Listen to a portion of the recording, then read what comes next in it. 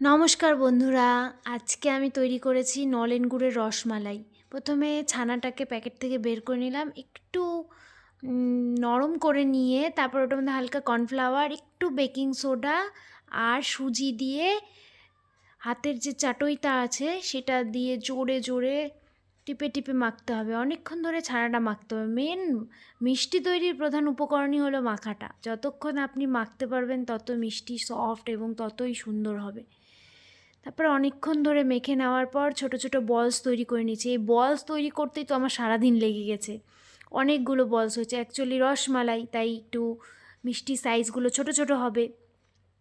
তবে আমারটা নলেন গুড়ের রসমালাই। আর সুজিটা দেওয়ার জন্য ছানাটা একটু সফট হয়ে গেছিলো, একটু নরম হয়ে গেছিলো, তাই বলসগুলো হাতের মধ্যে একটু ঘি মেখে নিয়ে তৈরি করেছি। তাই দেখো একদম ছোট ছোট বলস করেছি। বলস অনেকগুলো বলস, তো এতগুলো বলস তৈরি করতে অনেক টাইম লেগে গেছে। অ্যাকচুয়ালি আমার মাও বিজি ছিল, তাই আমি নিজেই করছি। দেখুন, প্রথমে 2 থাল একবারে বলস হয়ে গেছে। প্রথমে বড় করে নিয়েছিলাম বলসগুলো, তারপর মা বলে যে রসমালাই এত বড় বড় হয় না, এটাকে ভেঙে ছোট ছোট কর। তারপরে সবগুলো ছোট ছোট, এই দেখো এই সাইজের করেছি। করার পর এই যে একটা প্যানের মধ্যে জল, অল্প চিনি, আর যেহেতু নলেন গুড়ের, তাই শীতের দিন নলেন গুড় স্পেশাল, প্রথমে জাল দিয়ে একটু শিরা শিরা কোনো, প্রথমে গুড়টাকে গলিয়ে নিতে হবে জলের সাথে। জলের মধ্যে গুড়টাকে গলিয়ে নিলাম। তারপরে দেখো শিরার মতন হয়ে গেছে তারপরে আমি মিষ্টিগুলো দিয়ে দিয়েছি একে একে।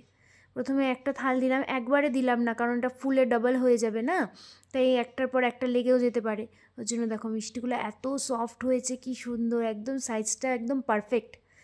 তারপরে আর একটা কড়াইয়ে এদিকে দুধ ঢেলে নিলাম, ঠান্ডা দুধ। তারপরে দুধের মধ্যে একটু এলাচ দিলাম যাতে একটু ফ্লেভারটা ভালো হয়। তারপর দুধটাকে ঘন করে জাল দিয়ে এটার মধ্যেও নলেন গুড় দিয়ে দিলাম। গুড়টাকে দিয়ে দুধটাকে অনেক জাল দেবো। আমি 2 প্যাকেট দুধ নিয়েছি, এই ধরুন 1 কেজির মতন।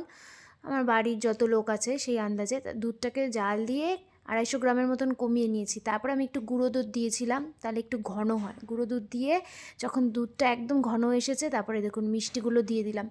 মিষ্টিগুলো দিয়ে কিছুক্ষণ জাল দিয়েছি। একটু যখন আরও দুধটা ঘন হয়ে আসলো, একদম চাপা চাপা হয়ে গেল, এই দেখুন আমার রসমালাই তৈরি।